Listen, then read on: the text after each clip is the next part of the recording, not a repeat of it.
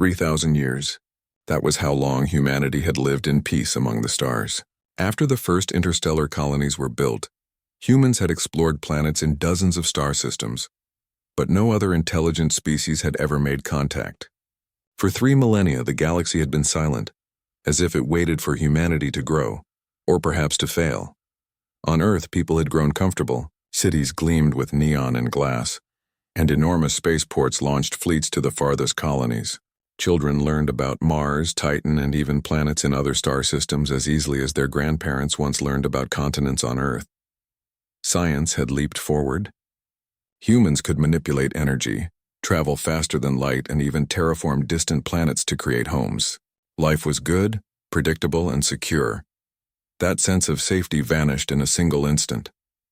It began at the edge of human space, where the outer colonies orbited dim red stars. A fleet of alien ships appeared without warning. They were enormous, shapes that seemed impossible, angular and geometric, glowing with a strange energy that made even the bravest humans uneasy.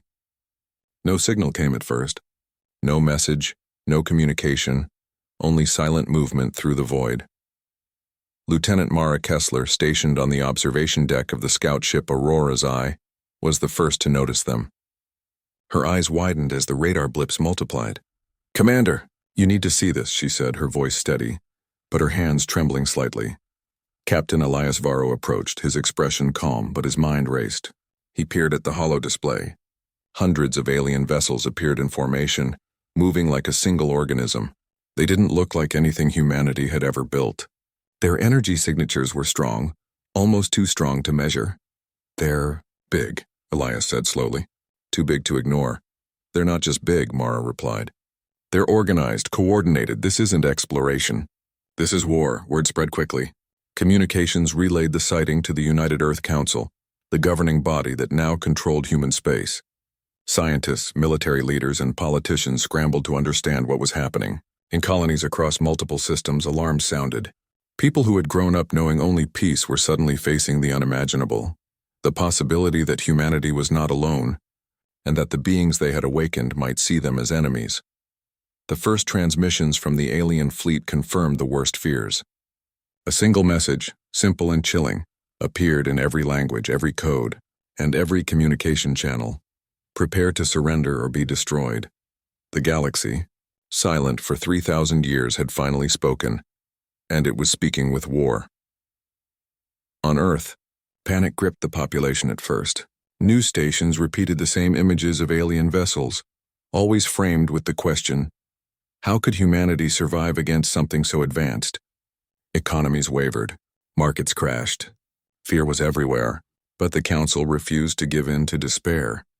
They called for unity, calling on every nation, colony, and fleet to stand together.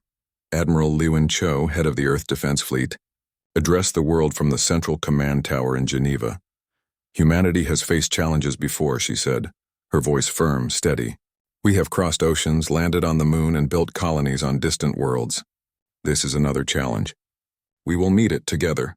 We will fight and we will survive." Her words sparked courage. Across the stars, humans who had never imagined war found determination. Engineers in orbital factories worked around the clock, converting mining ships into warships. Pilots trained tirelessly, learning tactics that would give them a chance against superior technology. Scientists experimented with energy shields, adaptive weapons, and even biological systems that could repair ships in real time. Humanity was unprepared, yes, but never defenseless. Among the colonies, communities that had long felt isolated banded together. On Mars, children watched their parents build defensive satellites. On Proxima B, scientists adjusted massive energy projectors to create planetary shields. Humanity was awakening, not to a life of peace but to a life of survival, unity, and fierce determination. In the meantime, intelligence teams tried to learn about the alien forces. The ship's technology was so advanced that most human sensors barely registered it. Communications attempts failed. Scans showed massive energy reserves, engines that could tear through space in ways humans couldn't comprehend, and weapons that could destroy entire cities with a single strike. But even with all this, humans noticed something. The aliens had one weakness: they had not yet attacked Earth directly. Their initial strikes targeted distant colonies as if to measure humanity's response. This gave humans hope. If the aliens were calculating, they were also cautious. Humanity's leaders realized that clever strategies and ingenuity might be humanity's best weapons. On board the Aurora's Eye, Mara and Elias watched as smaller alien fleets patrolled the outer systems. "We need to find their weakness," Mara said, her fingers hovering over the console. "We need to know what they fear, if they fear anything at all." Elias nodded. "We will. Humans survive because we adapt. That's what makes us strong. They may have technology, but we have creativity, and that is something no machine can predict." Back on Earth, the United Council launched Operation Phoenix, a massive mobilization to prepare every capable human for war. Colonies sent fleets to reinforce others. Civilian ships were converted into armed vessels. Scientists developed new weapon systems using energy manipulation, gravitation fields, and adaptive AI. Even ordinary citizens contributed, volunteering for exploration missions, medical teams, or engineering projects. Humanity had no choice but to unite or perish. The first reports of skirmishes began trickling in. Human fleets encountered small alien detachments. Initial encounters were brutal. Entire human sectors were obliterated in minutes, leaving devastation behind. But humanity fought back with ingenuity. Small fleets used hit-and-run tactics, mines, and improvised weapons to surprise the enemy. Engineers discovered ways to exploit the aliens' energy fields, giving humans the slightest edge in an otherwise hopeless battle. These small victories, though minor in scale, inspired humanity. Stories of bravery spread quickly. On a remote moon, a team of engineers and pilots managed to destroy an alien supply depot with nothing but old cargo ships and clever modifications. Across the galaxy, colonies rallied behind such tales, understanding that survival would require every ounce of creativity and courage they could muster. Yet, amidst the hope, there was fear. Humans didn't know why the galaxy had been silent for 3,000 years. Why had no other species emerged to challenge humanity? Why had the aliens waited so long? Some feared that humanity's expansion had crossed a forbidden boundary, awakening beings that had watched silently for centuries. The uncertainty was terrifying, but it also fueled determination. Humans had always faced the unknown. They had always survived. In the darkness of space, among stars that had never whispered, humanity began to fight, not just to survive, but to prove that they were worthy of the galaxy itself. Mara looked at the growing map of alien positions, her heart steady, but her mind alert. "They underestimate us," she whispered. "They think we are just another species to conquer. But they don't know humans. They don't know what we can do when we fight for everything we love." Elias placed a hand on her shoulder. "Then we'll show them. Humanity has survived famine, disease, wars, and countless disasters. We adapt, we endure, we rise. They will learn what it means to challenge us." And somewhere deep in the void, the alien fleet waited, vast and silent, unaware that humanity's true strength was not in weapons, shields, or speed, but in resilience, creativity, and the unbreakable will to survive. The first war of the galaxy had begun, and humanity, after 3,000 years of peace, was ready to answer. Part 2. Humanity's Response. The news of the alien declaration spread faster than any firestorm could. Humanity, though stunned, began to move with speed and precision that only desperation could bring. Across every colony, every city, every space station, people stopped ordinary work and turned to preparation. Factories once making consumer goods were now producing starship engines, weapons, and energy shields. Laboratories that had studied alien biology for decades switched focus to creating defenses and new technologies to counter the unknown enemy. In Geneva, the United Earth Council convened an emergency session. The room, usually calm and orderly, buzzed with tension. Leaders from every corner of human space spoke rapidly, each trying to understand what strategy could give humanity a fighting chance. "We cannot match them in power," said Councillor Ahmed, his voice steady but grim. "Their ships are bigger, their energy reserves immense. Every report confirms it. But we can match them in strategy, adaptability, and courage." Admiral Laiwen Cho nodded. "Exactly. We cannot afford to fight them the way we fight each other. We must unite all our fleets, all our colonies, and all our people. Every resource, every mind, every hand must work toward one goal, survival and victory." The Council agreed. Operation Unity was announced. a galaxy-wide mobilization of all human colonies. It was the first time in millennia that humanity had acted with such unity. Ships were sent to reinforce vulnerable colonies. Engineers worked on faster-than-light communications to coordinate across vast distances. Scientists experimented with adaptive shields and energy weapons, while military strategists developed unpredictable tactics to counter the alien formations. In orbit above Earth, the Erebus, the flagship of the United Earth Fleet, prepared to lead the first major human response. Captain Elias Varro stood on the bridge, overlooking hundreds of starships assembling in the docking bays. Beside him, Lieutenant Mara Kessler ran simulations on multiple screens. "We've studied their attack patterns," Mara said. "They are precise, but they are predictable. We can exploit that, at least for small-scale engagements." Elias nodded. "Predictable, yes, but deadly. One mistake and an entire colony could be gone.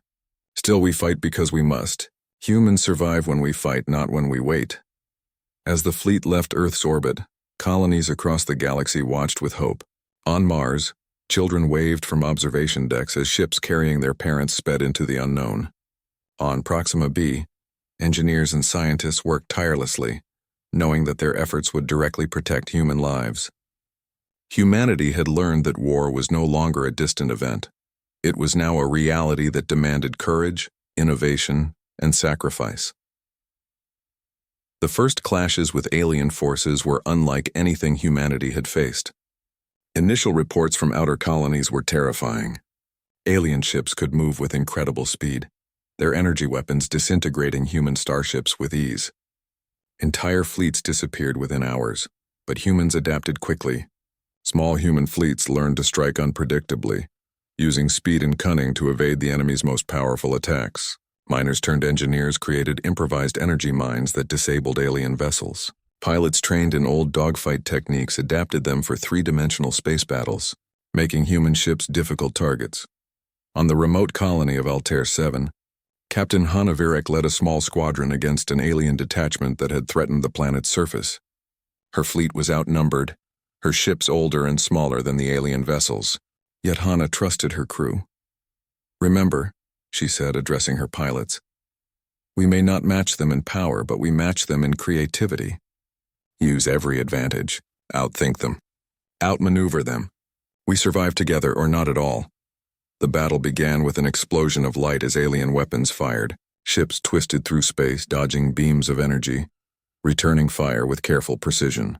Hanna's squadron used the terrain of asteroid fields to hide and strike. Mines detonated near alien ships, causing confusion and forcing the enemy to scatter. By the end of the engagement, Hanna's fleet had survived, and more importantly, the aliens had learned that humans would not be easy prey. News of such victories, small but significant, spread quickly. Across the galaxy, humans gained confidence. People realized that while the enemy had power, humanity had something even more dangerous: unpredictability, creativity, and courage. Ordinary citizens volunteered to support the war effort. Pilots, engineers, and scientists all contributed, proving that humanity's greatest weapon was its people. On Earth, Dr. Lena Koroff, a leading scientist in energy technology, had developed an experimental shield system that could adapt to alien weapons in real time. The system required precise coordination between starships, but if it worked, it could save entire fleets. Lena presented her design to Admiral Cho. "It's risky," Lena said. "The shields need constant adjustments. One error and the entire fleet could be destroyed. But it may give us the edge we need to survive." Admiral Cho considered it carefully. "Humanity has always succeeded when we take calculated risks. Let's implement it. We fight with brains as much as we fight with ships." Meanwhile, intelligence teams discovered patterns in the alien fleet movements. The aliens, while powerful, were methodical. They preferred to strike outer colonies first, testing human defenses, measuring responses. This cautious behavior suggested that the aliens were not used to facing a species like humans. Species that adapted quickly, fought creatively, and refused to surrender. Captain Elias Varro realized that the war would not be won by sheer firepower alone. Humanity needed to understand the enemy's psychology, to predict actions, and to create situations that the aliens could not anticipate. "Humans survive by adapting," he said to Mara. "They may have weapons that can destroy us in moments, but they cannot predict what we will do next. That is our advantage. We fight smarter, not just harder. Across the colonies, this philosophy began to take hold. Small squads of humans became legendary for outsmarting alien patrols. Engineers built traps, pilots devised clever maneuvers, and scientists developed countermeasures faster than anyone had thought possible. Humanity was learning to turn every weakness into strength, every disadvantage into opportunity. Even ordinary citizens played a role. On remote colonies, families worked together to reinforce planetary defenses. Children helped by operating communication relays and monitoring sensors. Entire communities came together, proving that survival depended on the collective effort of all humans. As Operation Unity gained momentum, humanity began to realize that the war was not only about survival, it was about proving something to the galaxy. For 3,000 years, humans had grown quietly, exploring the stars without challenge. Now they faced the ultimate test. They had been underestimated, ignored, or dismissed by the rest of the galaxy. But now, humans were showing that they could fight, endure, and prevail against forces far greater than themselves.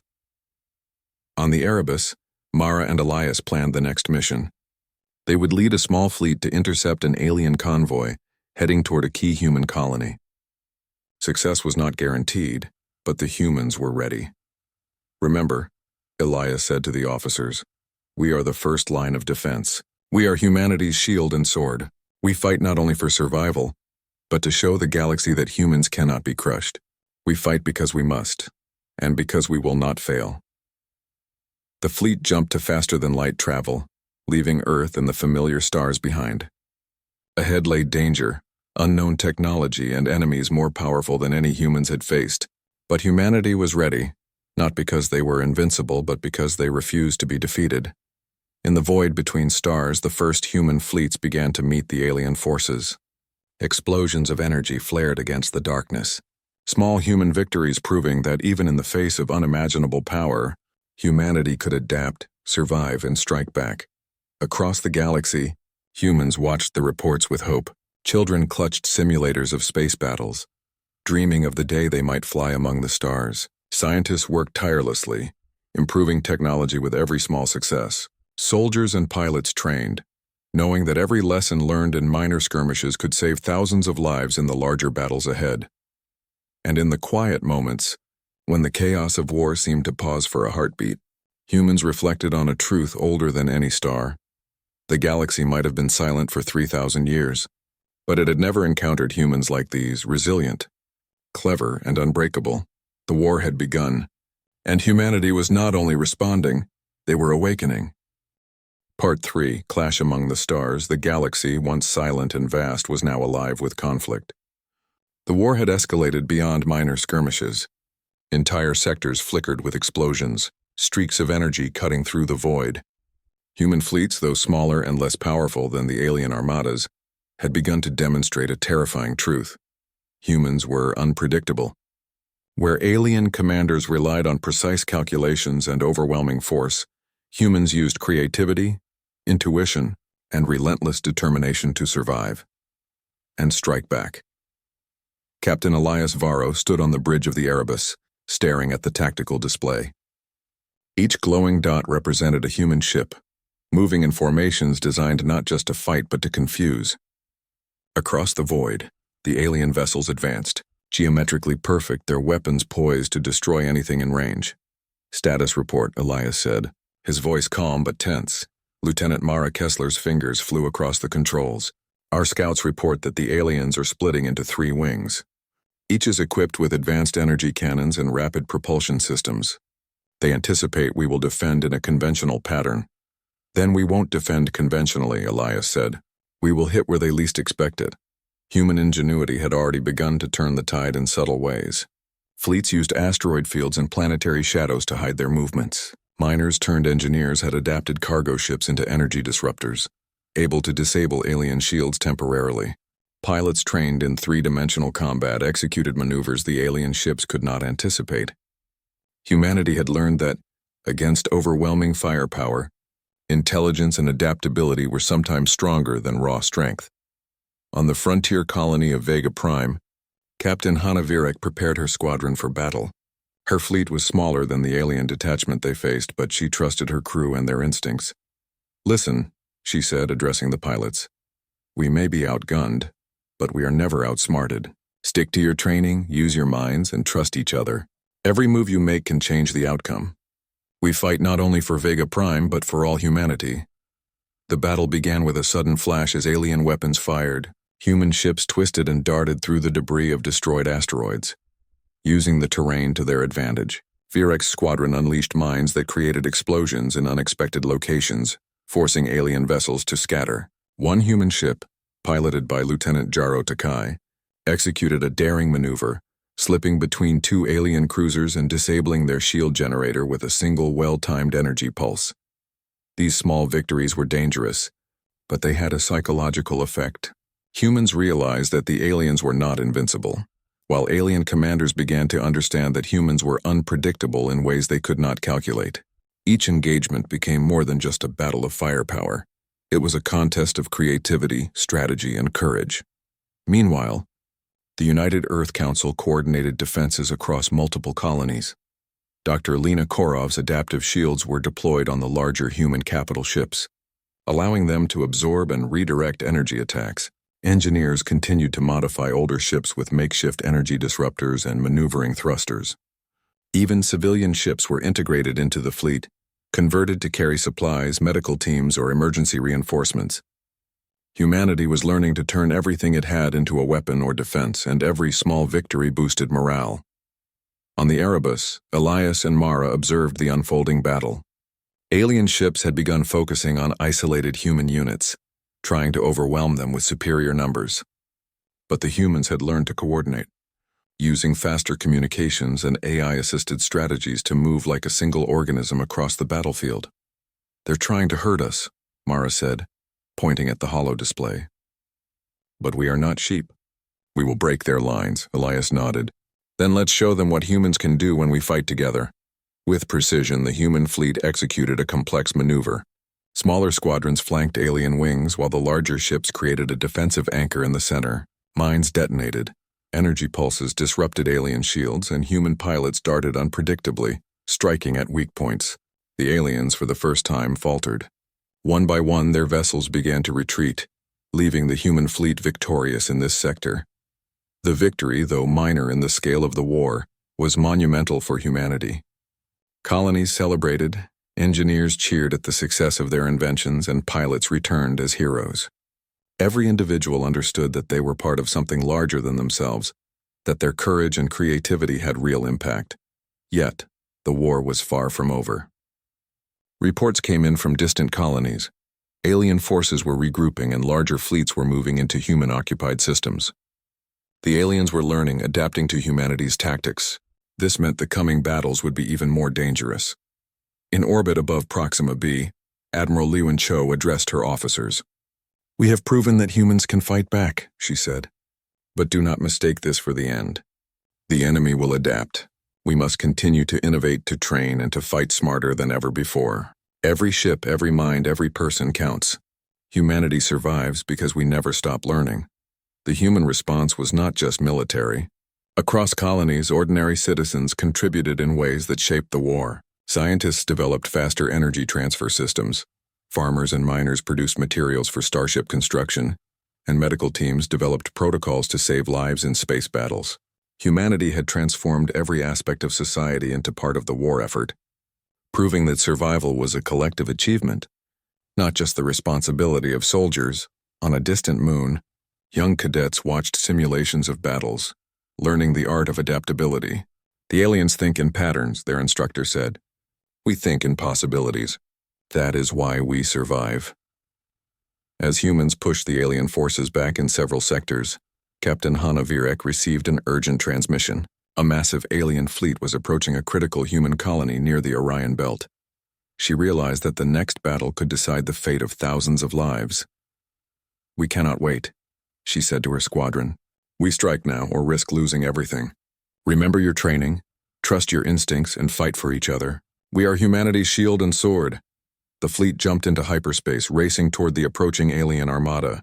Along the way, pilots and engineers made last-minute adjustments to their ships, preparing for a battle that would test every skill, every innovation, and every ounce of courage. Humanity was beginning to realize something crucial. The aliens had technology, but humans had determination, adaptability, and the ability to inspire each other. These qualities the aliens could not predict, and that made humans dangerous. In the void between stars, light flares erupted as the human fleet met the alien forces. Beams of energy tore through space, explosions rocked starships, and the vast emptiness was filled with fire and smoke. Human pilots executed daring maneuvers, dodging destruction at the last possible moment. Engineers on the fly repaired damage, ensuring that no ship was left behind. Captain Elias Varro and Mara Kessler coordinated the fleet like a single organism.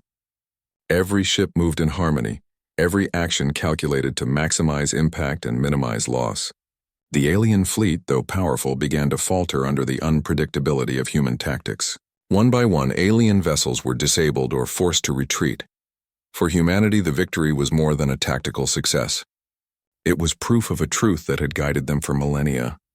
Humans survived because they adapted, because they thought creatively, and because they refused to give up. Every life saved, every fleet that returned, strengthened the spirit of humanity. As the fleets returned to safe zones, Elias looked at Mara. "We've shown them what humans are capable of," he said. "But this is just the beginning. The galaxy is watching, and we must continue to prove that humans cannot be defeated." Mara nodded. "Every battle, every decision, every act of courage matters. We fight not just for survival, but to show the galaxy that humans belong among the stars, not as prey, but as equals." In the aftermath, the human colonies celebrated, but they also prepared. Engineers worked to improve ships, pilots trained for the next engagement, and scientists studied alien technology to find weaknesses. Humanity understood that the war would be long, but the first real victories had shown them something essential. Even in the face of overwhelming power, humans were never truly powerless, and somewhere, deep in the silent reaches of space, the alien commanders took note. Humanity, they realized, was not like any other species they had encountered. Humans could fight back, adapt, and survive in ways that technology alone could not control. The galaxy had awakened a force it had long ignored, and it would take all of its might to challenge the humans again.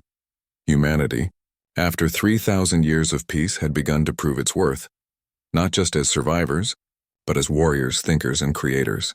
The first major clash among the stars had ended, but the war itself was only beginning, and in that beginning, humans had already shown the galaxy a truth it would never forget.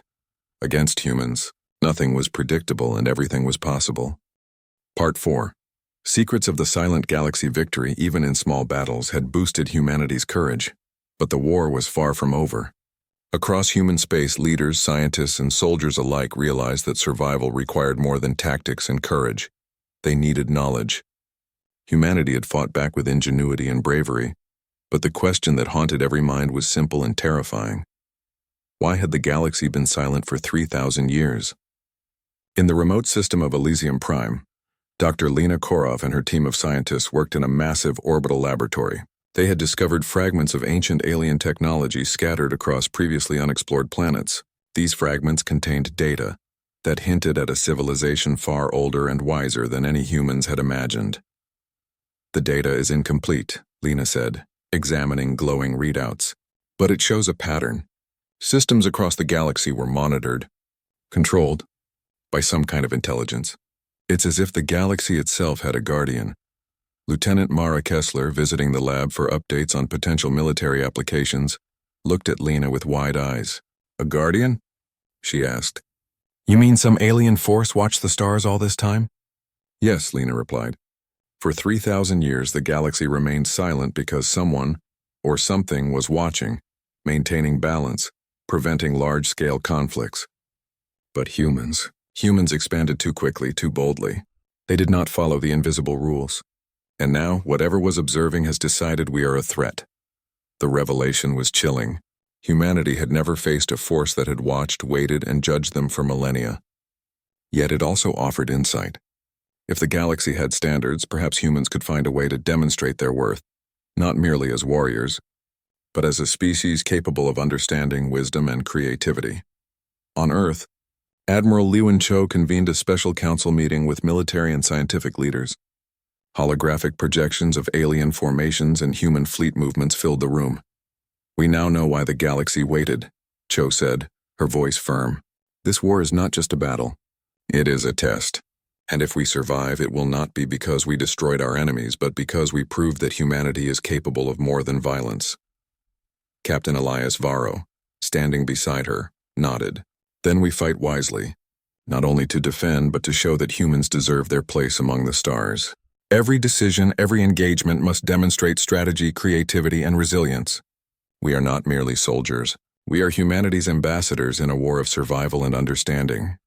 Meanwhile, scientists across human space worked tirelessly to uncover the secrets hidden in ancient relics. On a distant planet, archaeologists and engineers studied structures that predated humanity's first starship by millions of years. These structures contained energy conduits, complex machines, and inscriptions that suggested a network of knowledge spanning the galaxy. Dr. Lena Koroff explained to a group of researchers, "The builders of these systems were not aggressive conquerors. They were observers, guardians, perhaps even teachers. But they valued harmony and order. Humans, in their rapid expansion, disrupted that order. That is why the enemy has appeared. They are not merely attacking. They are enforcing rules that we never knew existed." The Council realized that understanding these rules could be humanity's key to survival. If humans could show that their creativity, adaptability, and moral judgment were unique, perhaps the war could shift in their favor, not only through victories in battle, but through earning respect. Captain Hanna Virek, now commanding multiple squadrons in the Orion Belt sector, received reports of alien fleets behaving strangely. Instead of attacking with full force, some units held back, scanning human positions, analyzing human tactics. It was as if the aliens themselves were trying to understand humanity, testing whether humans were worthy adversaries or a chaotic species to be crushed. "We are being observed," Hanna said to her pilots. "Every maneuver, every engagement, they are watching. This is no ordinary battle. Our actions are being measured. Fight well, think creatively, and remember, we are showing them what humans are capable of." The war shifted subtly. Humanity no longer fought only to survive, they fought to prove themselves. Every fleet maneuver became a demonstration of ingenuity.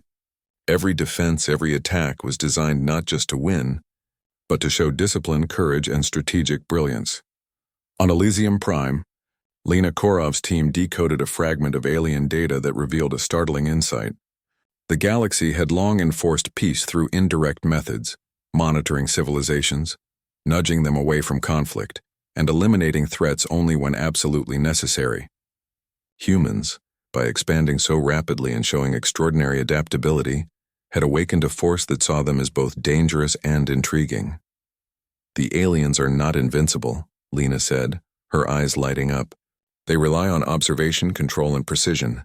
But humans thrive on chaos, creativity, and unpredictability. That is our advantage." Captain Elias Varro listened carefully. "Then we must use that advantage. Not just in battle, but in everything we do. The galaxy has underestimated humans for 3,000 years. It is time to show them why we cannot be ignored." In distant colonies, ordinary humans began to understand the importance of this approach.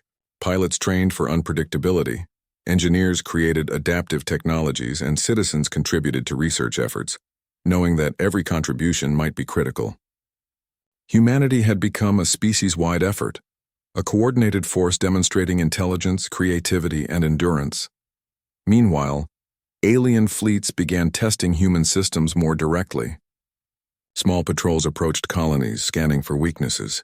Human leaders responded by setting traps, deploying decoy ships, and using energy signatures to mislead the enemy. Every encounter became a lesson in adaptability. Humans learned faster, improvised better, and acted more decisively than the alien forces expected. Captain Hanna Virek's squadron intercepted one such patrol near Vega Prime. Using a combination of gravitational anomalies and energy mines, they managed to disable multiple alien ships without direct confrontation. The aliens, puzzled by the unexpected strategy, withdrew, reassessing their tactics. "This is exactly what Dr. Koroff predicted," Hanna said.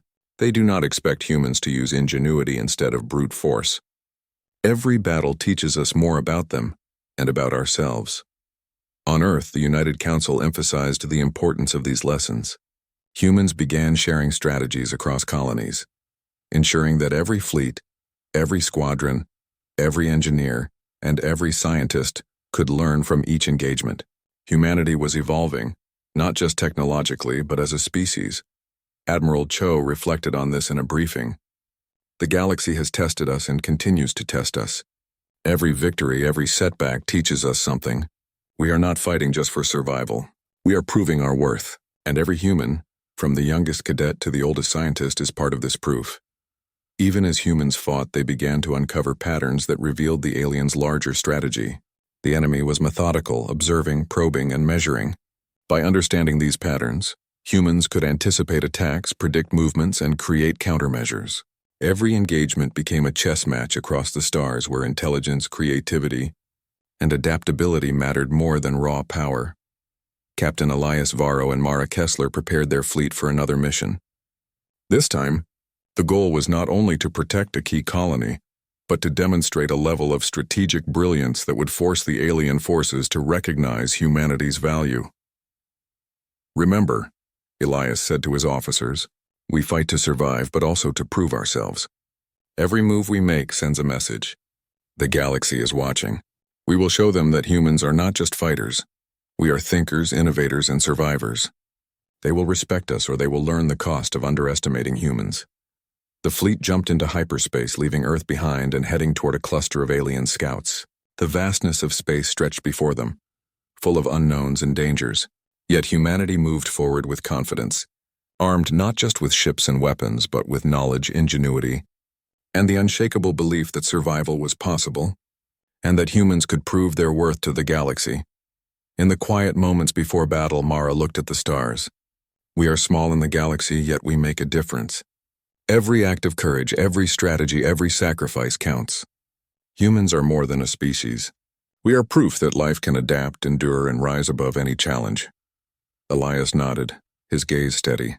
"The galaxy may have been silent for 3,000 years, but it has never seen humans like us. And soon it will understand that underestimating humanity is the gravest mistake it could make." As the human fleet approached the alien scouts, a new sense of purpose filled every pilot, every engineer, and every officer. Humanity was no longer simply surviving. They were demonstrating the qualities that made them extraordinary: creativity, resilience, intelligence, and unbreakable spirit. The galaxy had declared war on humanity. But humans had discovered a secret the aliens had not anticipated. Humanity's true strength was not in weapons or numbers, but in the mind, the heart, and the collective will of an entire species. And that strength, once awakened, was unstoppable. The next battle was about to begin, and humanity would face it not only with courage, but with the knowledge that they were showing of thriving, Sir.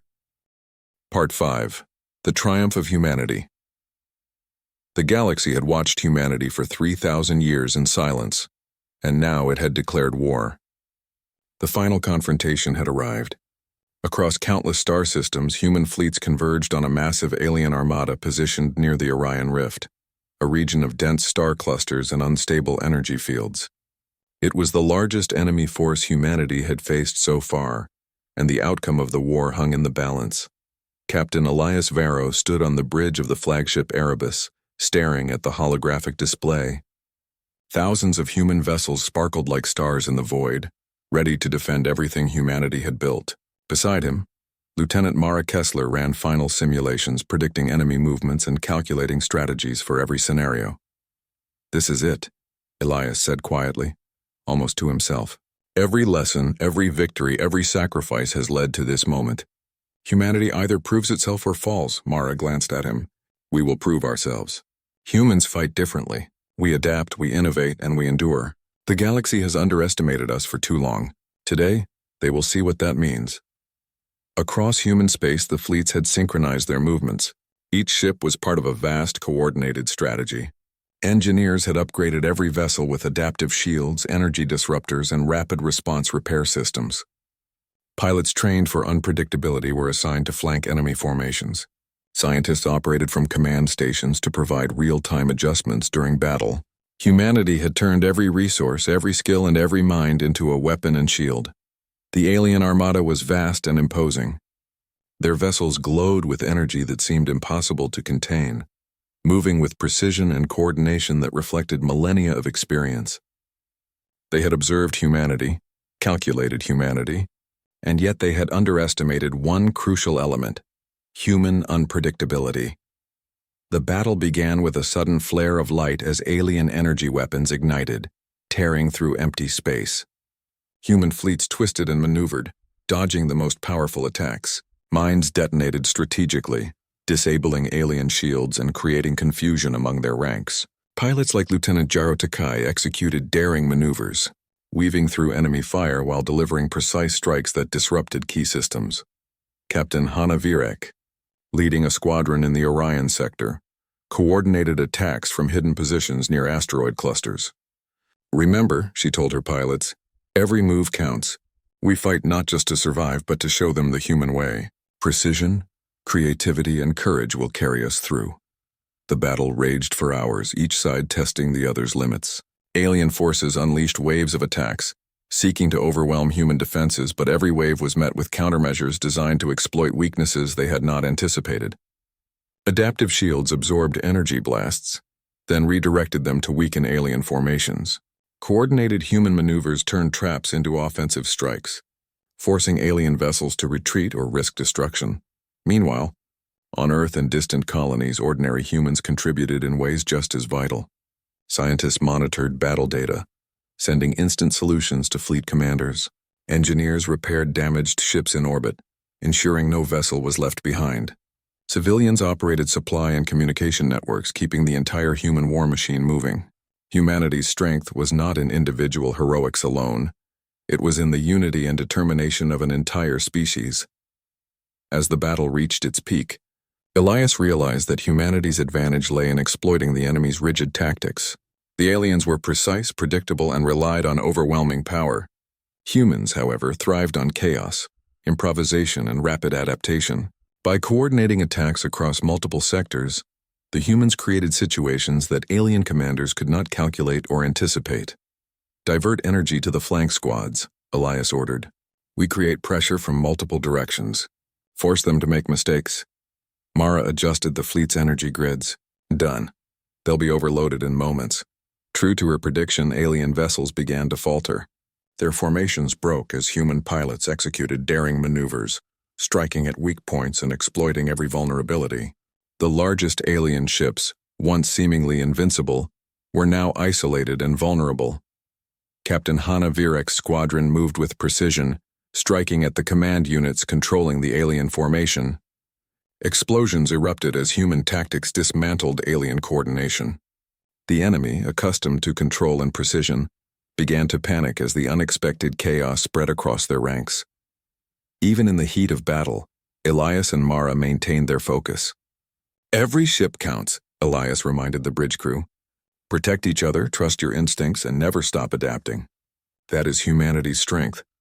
As the conflict continued, humanity's victories became undeniable. The alien armada, though vast, could not match the combined intelligence, creativity, and adaptability of the human forces. One by one, enemy ships were disabled or forced to retreat. Each success inspired hope across human space, proving that even the most advanced technology could be countered by determination, innovation, and unity. Then came the decisive moment. A massive alien dreadnought advanced toward a critical human colony. Its energy weapons could obliterate the planet in moments. Captain Elias knew that conventional attacks would fail. He needed a strategy no one had tried before. "Prepare the adaptive arrays," he ordered. "We turned their strength against them." Using newly developed technology, human engineers had created a system capable of temporarily reversing the flow of alien energy beams. When deployed, the system would not only neutralize attacks but redirect them toward the enemy fleet. It was risky, and failure could destroy the entire human force, but the potential payoff was enormous. The plan was executed with precision. Human ships lured the dreadnought into range, then activated the adaptive arrays. Alien beams struck human shields and were reflected back, colliding with their own formation. Explosions tore through the armada, creating chaos and confusion. Human pilots seized the moment, striking decisively at key targets. Captain Hanna Virek's squadron delivered the final blow, disabling the dreadnought and breaking the alien command structure. With their leadership compromised and their formations in disarray, the remaining alien forces began to retreat. Humanity had not only survived, they had achieved a monumental victory. Across human space, cheers erupted. Colonies that had feared annihilation celebrated. Engineers and scientists embraced as news of the victory spread. Pilots returned as heroes, but every person understood that the triumph was the result of collective effort, strategy, and resilience. Humanity had demonstrated a strength that no alien force had anticipated, the unity, creativity, and courage of an entire species. In the aftermath, the United Earth Council convened to assess the results. Admiral Liwen Cho addressed the assembly. Today, humanity has proven itself, not just in battle, but as a species capable of intelligence, innovation, and courage beyond measure. The galaxy has seen that humans cannot be ignored, underestimated, or defeated easily. We have fought not only to survive, but to earn our place among the stars. Captain Elias Varro, standing beside Mara Kessler, reflected on the journey. 3,000 years of silence had ended, and humanity had faced the unknown. They had learned, adapted, and risen to the challenge. We have shown the galaxy our strength, Elias said. But more importantly, we have shown the galaxy our spirit. That is something no weapon can destroy. Even as humans celebrated, scientists continued to study alien technology and strategies. Humanity had not only defended itself, they had learned lessons that would ensure survival for generations. Pilots, engineers, and leaders alike understood that the war had tested more than strength. It had tested character, intelligence, and resilience. The galaxy had declared war on humanity, expecting to crush them with superior power. Instead, it had awakened a species capable of rising to any challenge, thinking beyond limitations, and fighting with ingenuity that no one could predict. Humanity had proven that survival was not only about strength, it was about creativity, determination, and unity. Captain Hanna Virek, returning to the Orion sector, looked at the stars with a sense of quiet triumph. We fought not only with ships and weapons, but with our minds, our hearts, and our will. That is why we won. That is why humanity endures. On Earth, Dr. Lena Korov summarized the victory to the United Council. We have learned the greatest lesson of all. Humans are more than a species. We are thinkers, creators, and survivors. The galaxy may have tried to silence us for 3,000 years, but now, we have shown it the truth. Humanity cannot be ignored. Across the stars, human colonies celebrated not only survival, but recognition. Humanity had earned a place in the galaxy, not as subjects, not as pawns, but as equals. The enemy had underestimated them, and in doing so had witnessed the true power of the human spirit. Captain Elias Varro and Lieutenant Mara Kessler stood on the bridge of the Erebus, watching fleets return home. We fought hard, Mara said, but more importantly, we proved who we are. Elias smiled, gazing at the stars. The galaxy may have been silent for 3,000 years, but it will never underestimate humanity again. The war had ended, for now, but humanity had learned a lesson that would endure forever. Survival was not just about weapons, speed, or numbers. It was about ingenuity, courage, and the unbreakable spirit only in